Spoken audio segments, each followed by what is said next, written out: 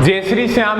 आज हम डिस्कस करते हैं बीएससी फाइनल फिजिक्स के यूनिट सेकंड के लेक्चर नंबर 21 के बारे में और BSc BEd third year physics के यूनिट सेकंड के लेक्चर नंबर 29 के बारे में। और आज हम डिस्कस करेंगे भी पैरिटी ऑपरेटर के आइगन वैल्यू के बारे में। पैरिटी ऑपरेटर के आइगन वैल्यू क्या होती है, ठीक है। पीछे वाले लेक्चर के अंदर हमने डिस्कस किया था भी पैरिटी ऑपरेटर के आइगन वैल्यू के बारे में, बट कुछ टाइम का फैक्टर कम होने के कारण जल्दी से क्या भी उसको कंप्लीट किया था। थोड़ा आज अच्छे तरीके से देखते हैं भी पैरिटी ऑपरेटर के आइगन वैल्यू किस प्रकार से डेराइव करते हैं और आइगन वैल्यू क्या होती है।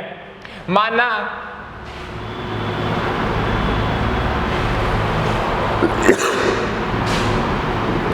समता संकारक, इसको इंग्लिश में बोलते हैं पैरिटी ऑपरेटर।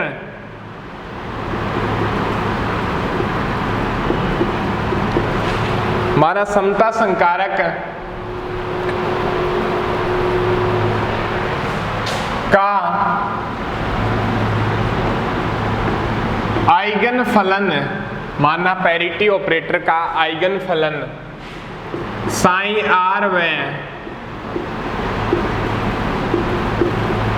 आइगन मान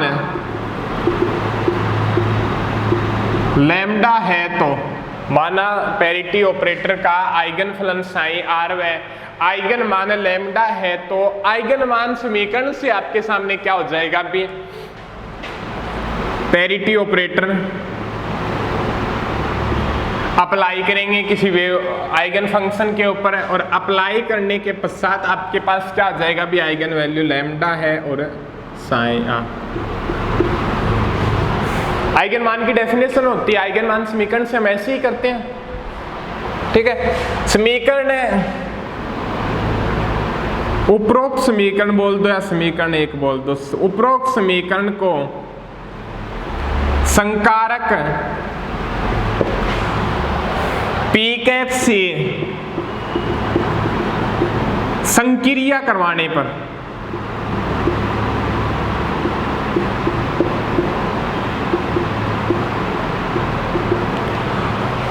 उपरोक्त समीकरण को संकारक पी कैप से संक्रिया करवाने पर, तो आपके पास भी पी कैप से संक्रिया करवाएंगे तो क्या चीज प्राप्त हो जाएगी भी पी कैप साइन आर और P cap lambda sine R, यही चीज होगी भी पी कैप से क्या भी इसके ऊपर संक्रिया करवाएंगे।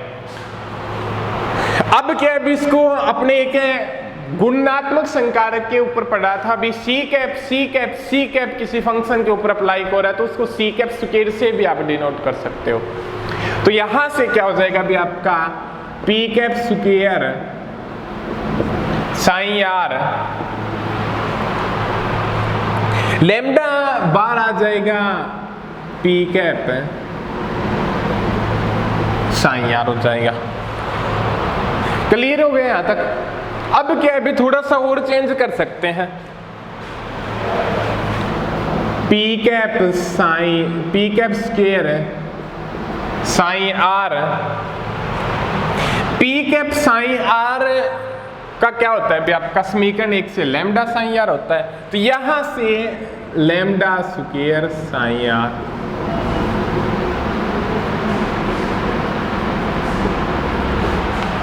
समीकरण एक से क्या भी समीकरण एक से क्या हो जाएगा बी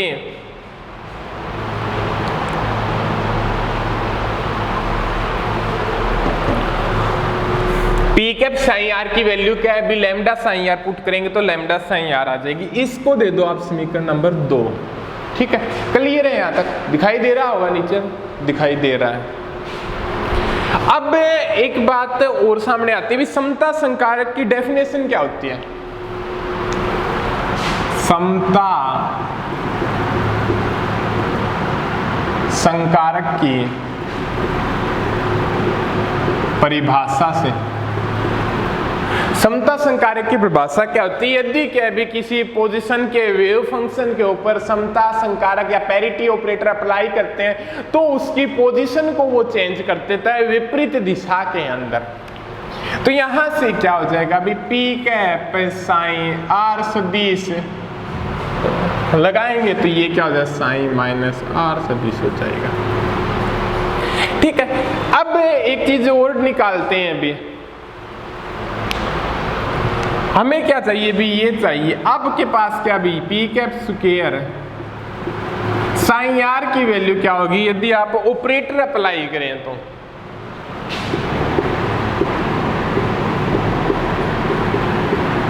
ठीक है, ये चीज लिख सकते हैं अपने। अब ये बताए भी इस फंक्शन के ऊपर पहले ये ऑपरेटर अप्लाई होगा, तो आप इस प्रकार से भी लिख सकते हो। ठीक है, अब क्या है भी ऑपरेटर अप्लाई होने के पश्चात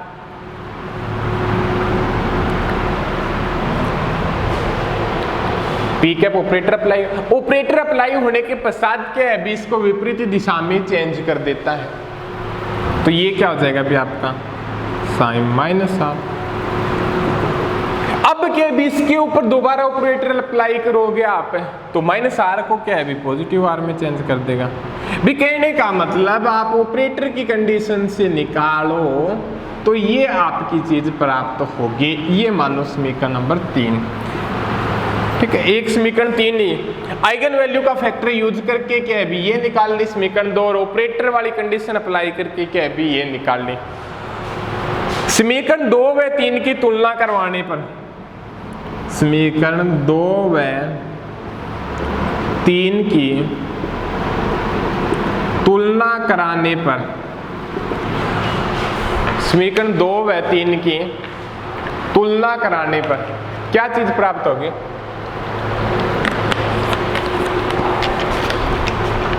देखिएगा ये फैक्टर है और ये पी कैप स्क्वायर है। सॉरी, यहाँ थोड़ा ध्यान करिएगा आप, बेस फैक्टर के इक्वल क्या है भी ये चीज है। ये फैक्टर है और ये फैक्टर दोनों क्या है भी सेम है, तो लैम्डा स्क्वायर इक्वल टू क्या हो जाएगा अभी 1 हो जाएगा, और लैम्डा इक्वल टू क्या हो जाएगा प्लस माइनस 1। तो इसके बाद बोल देते हैं भी पैरिटी ऑपरेटर की आइगन वैल्यू क्या होती है भी +1 और -1 होती है। भी कंडीशन क्या है देखिएगा, अभी आइगन मान समीकरण के अकॉर्डिंग लिख दिया, संकारक की दोनों तरफ संक्रिया करवा दी, गुणात्मक संकारक के रूप में डिनोट कर दिया, और इस फैक्टर की वैल्यू क्या है भी ये समीकरण 1 से पुट कर दी, और यहाँ पे क्या है भी ये चीज ली, अलग अलग किया, ऑपरेटर अप्लाई किया है, ये चीज आ गई, ये इसके बराबर हो गई, और इसकी और करवा दी तुलना, तो लैम्डा स्क्वायर की वैल्यू 1 हो गई और लैम्डा इक्वल टू क्या हो गया अभी +-1 आ गया। ठीक है, अब ये हो गए भी आपके eigen value of parity operator. ठीक है, अब उसके बाद में हम डिस्कस करते हैं भी सममित आइगन फलन और प्रतिसम्मित आइगन फलन के बारे में। कौन से आइगन फलन के बारे में, एक तो आप डिस्कस करते हैं भी सममित आइगन फलन के बारे में, और दूसरा डिस्कस करते हैं भी अपने प्रतिसम्मित आइगन फलन के बारे में।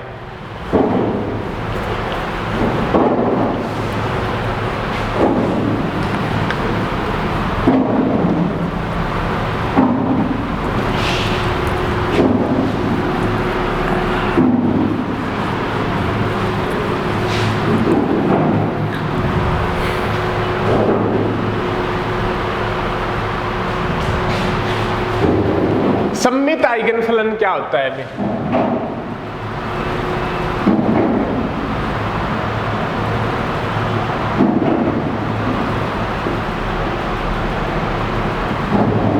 सममित आइगन फलन, उसके बारे में हम डिस्कस करते हैं भी सममित आइगन फलन क्या होता है अभी।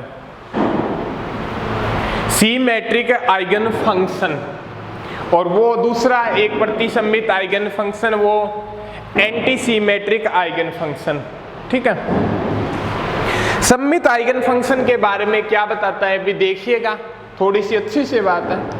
यदि क्या है भी किसी फंक्शन के ऊपर पैरिटी ऑपरेटर अप्लाई करते हैं, ठीक है, और अप्लाई करने के पश्चात क्या होता है भी ये चीज प्राप्त होती है। ठीक है, यदि ये वैल्यू आपकी साइन आर के बराबर है थोड़ा सा स्पष्ट से ध्यान दीजिएगा।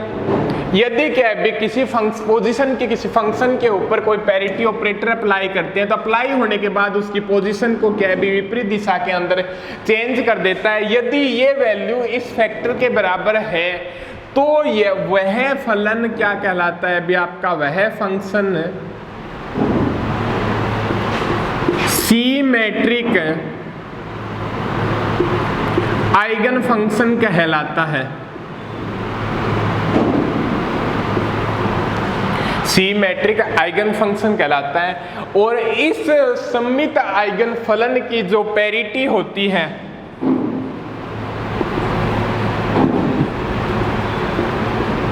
जिसे समता बोलते हैं, वो क्या होती है भी आपकी इवन होती है, सम। और आइगन वैल्यू वो क्या हो जाएगी भी, कुछ फैक्टर नहीं है भी, ये होता है ना भी P cap sine R lambda sine R, और यहां से वैल्यू क्या है भी लैम्डा की, इसकी और इसकी तुलना करें तो लैम्डा की वैल्यू क्या है भी +1 है। ये होता है भी आपका सममित आइगन फलन के बारे में। अब डिस्कस करते हैं भी प्रतिसम्मित आइगन फलन क्या होते हैं।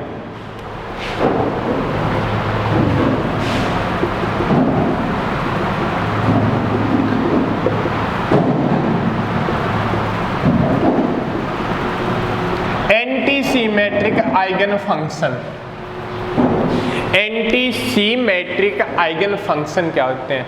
अब क्या भी उसके बारे में एक चीज बताता है भी, यदि क्या है भी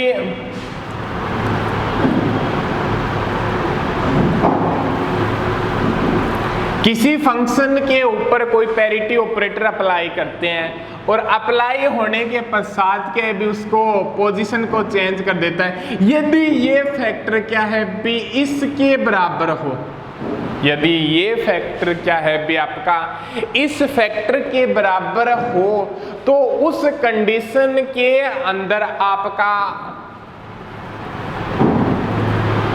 आइगन फंक्शन होगा, वो क्या कहलाएगा भी आपका प्रतिसम्मित आइगन फलन कहलाता है। भी कहने का मतलब क्या बताया भी आपको यदि आपका जो फंक्शन दिया गया है उसके ऊपर पैरिटी ऑपरेटर अप्लाई करें और अप्लाई करने के पश्चात क्या है भी आपका ये उसकी पोजीशन क्या हो जाएगी भी चेंज हो जाएगी, और यदि ये वैल्यू इसके बराबर हो, ठीक है, तो वो आपका प्रतिसम्मित आइगन फलन कहलाता है। तो यहाँ पे यदि ये वैल्यू इस कंडीशन के बराबर हो जाए तो यहाँ पे जो फंक्शन होगा वो आपका कहलाएगा भी एंटी सिमेट्रिक आइगन फंक्शन।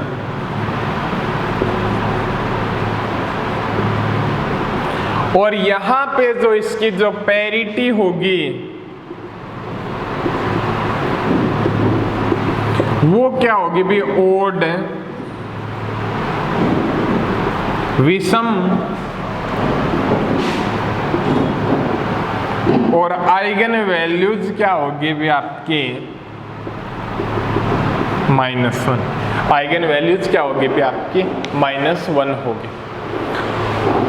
ये हो गया भी आपका सम्मित आइगन फलन और प्रतिसम्मित आइगन फलन के बारे में, सिमेट्रिक आइगन फंक्शन और एंटी सिमेट्रिक आइगन फंक्शन के बारे में, पैरिटी के बारे में, आइगन वैल्यू के बारे में, ये आपका कंप्लीट डिस्कशन हो गया। एक क्वेश्चन है भी एग्जाम के अंदर काफी ज्यादा बार पूछा जाता है, सिद्ध कीजिए कि ऊर्जा संकारक हर्मिटी संकारक होता है। क्या पूछा जाता है भी सिद्ध कीजिए कि ऊर्जा संकारक हर्मिटी संकारक होता है। देखते हैं, सेटिस्फाई करते हैं उसको।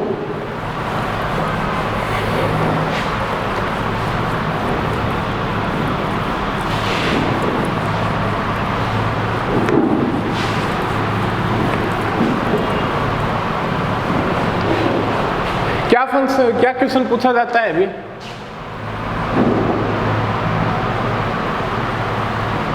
सिद्ध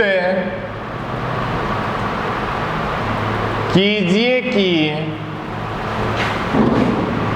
ऊर्जा संकारक एनर्जी ऑपरेटर हर्मिटी संकारक होता है।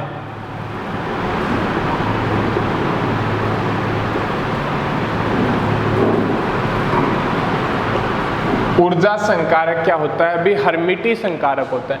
ऊर्जा संकारक के बारे में क्या अभी हम एक बात हर्मिटी संकारक के अकॉर्डिंग मान लो क्या अभी हम एक बात अच्छे तरीके से एक डिस्कस काफी ज्यादा बार करते हैं भी हमारे सामने एक हर्मिटी संकारक की कोई क्या है भी इक्वेशन होती है। अभी इक्वेशन पढ़ चुके हैं हर्मिटी संकारक की क्या है भी ये इक्वेशन है।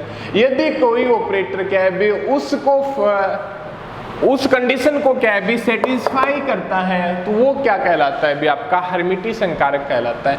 अब क्या भी इसके तहत क्या है भी आप हर्मिटी संकारक के बारे में क्या है भी डिस्कस करेंगे। तो देखते हैं भी हर्मिटी संकारक के बारे में। माना साइन एक तरंग फलन है। साइन क्या है भी एक वेव फंक्शन है, ठीक है। अब क्या बताता है अभी प्रायिकता के संपूर्ण साइन क्या है भी एक फंक्शन है, पढ़ चुके हैं। और वेव फंक्शन क्या है भी कण के बारे में अवस्था फलन बोल देते हैं, कण के बारे में भी क्या है भी जानकारी देता है। तो किसी आयतन के अंदर कण के पाए जाने की प्रायिकता क्या हो जाएगी भी संपूर्ण आकाश मान लो, संपूर्ण आकाश में कण के पाए जाने की प्रायिकता क्या होगी? संपूर्ण आकाश में कण के पाए जाने की प्रायिकता। साइन वेव फंक्शन मानना है तो sine star sign DV constant. किसी कण के पाए जाने की प्रोबेबिलिटी को तो आप इसी से ही शो करते हैं, ठीक है। क्लियर है यहां तक। अब एक चीज आपके सामने आती है भी यहां से क्या है भी उसको डिराइव करना है तो इसका क्या है भी समाकलन करने पर अवकलन करने पर टी के सापेक्ष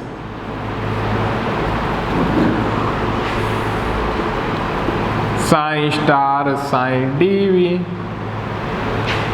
कांस्टेंट का होगा भी उपरोक्त समीकरण का करली अपॉन करली टी के सापेक्ष अवकलन करने पर ये हो जाएगा, इस कांस्टेंट का क्या हो जाएगा भी 0 हो जाएगा। क्लियर है यहां तक। अब क्या है भी आप इसको अंदर भी ले सकते हैं।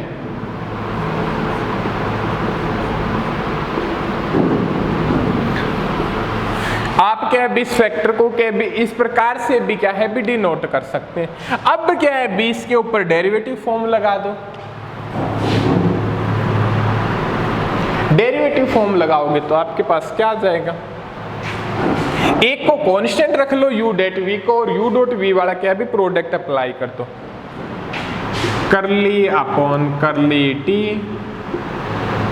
साइन स्टार, ठीक है। और यहां पे साइन प्लस है। अब साइन स्टार को कांस्टेंट रख लो और यहां पे करली अपॉन करली टी साइन और डीवी इक्वल टू 0। ये चीज क्या है भी आपके सामने आ गई, ठीक है। अब क्या है भी इसको क्या है भी अलग अलग कर दो, curly sine star curly T sine DV plus sine star curly sine curly T DV equal to 0। ये चीज क्या है भी आपके सामने आ गई, ठीक है।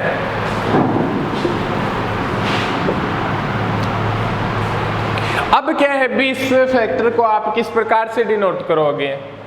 अब क्या है भी आप इसको लिख सकते हो curly upon curly T sine star sign DV minus sine star curly upon curly T sine DV, ये चीज हो गया। अब क्या है भी समीकरण को माइनस जे एच कट से गुणा करने पर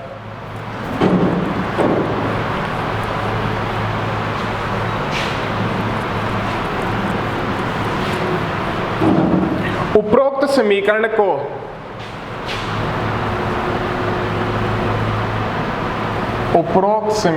को माइनस जे एच कट से गुणा करने पर, उपरोक्त समीकरण को क्या भी माइनस जे एच कट से क्या भी गुणा करने पर, तो माइनस जे एच कट से क्या भी आप मल्टीप्लिकेशन करोगे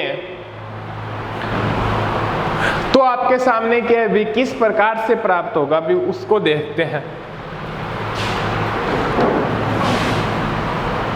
माइनस जे एच कट करली star curly T sine DV और माइनस जे एच कट से मल्टीप्लिकेशन करोगे तो वो क्या हो जाएगा भी आपका प्लस जे एच कट हो जाएगा और ये जे H cut sign star curly sine curly T TV, ये चीज आ जाएगी भी आपके सामने। ठीक है, अब थोड़ा सा और देखिएगा भी आप जी एच क्या है भी मल्टीप्लिकेशन है, यहाँ पे लिख दे तो कोई फर्क नहीं पड़ता। ठीक है, थोड़ा सा इस प्रकार से भी आप लिख सकते हो, इसको आप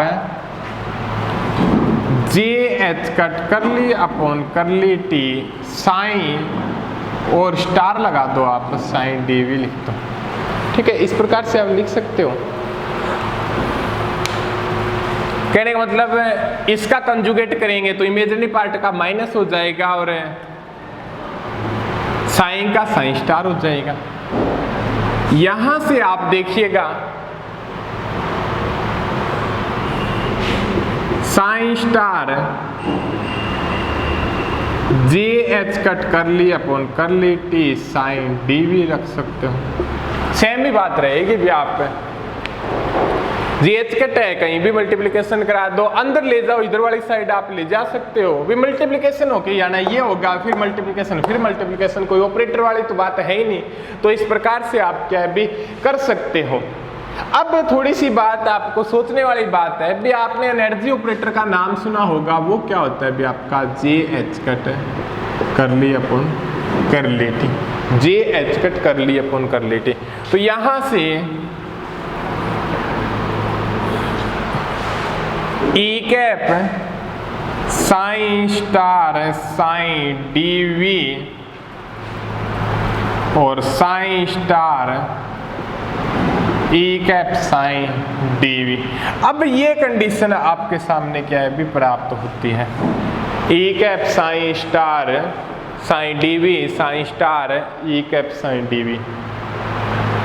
अब यहां से एक बात सामने आती है भी यदि यह ऑपरेटर इस कंडीशन का पालन करता है तो वो आपका क्या कहलाता है भी हर्मिटी संकारक कहलाता है, क्योंकि ये हर्मिटी संकारक के सेटिस्फाई होने की आपके पास ये कंडीशन है। तो ई कैप क्या कहलाएगा भी आपका हर्मिटी संकारक कहलाएगा। ठीक है, और आपने भी इस लेक्चर के अंदर काफ़ी ज़्यादा क्वांटम यांत्रिकी के अंदर क्या भी काफ़ी ज़्यादा गुणों के बारे में डिस्कस किया। भी एक बार थोड़ा सा और देख लेते हैं भी क्वांटम यांत्रिकी के मूलभूत गुण। एक तो आपने अवस्था फलन के बारे में पढ़ा था, अध्यारोपण का सिद्धांत पढ़ा था,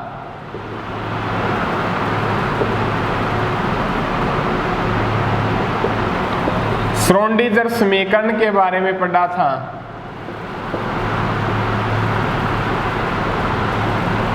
हर्मिटी संकारक के बारे में पढ़ा था, या ऑपरेटर पढ़ लिए होंगे। एक दो भी और एक प्रत्याशा मान के बारे में पढ़ा है आपने।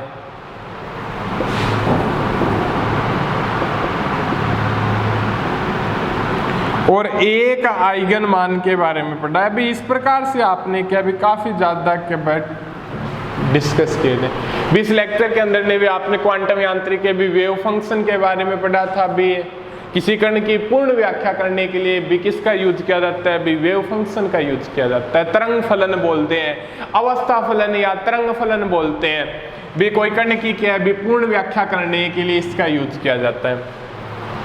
अध्यारोपण का सिद्धांत क्या होता है,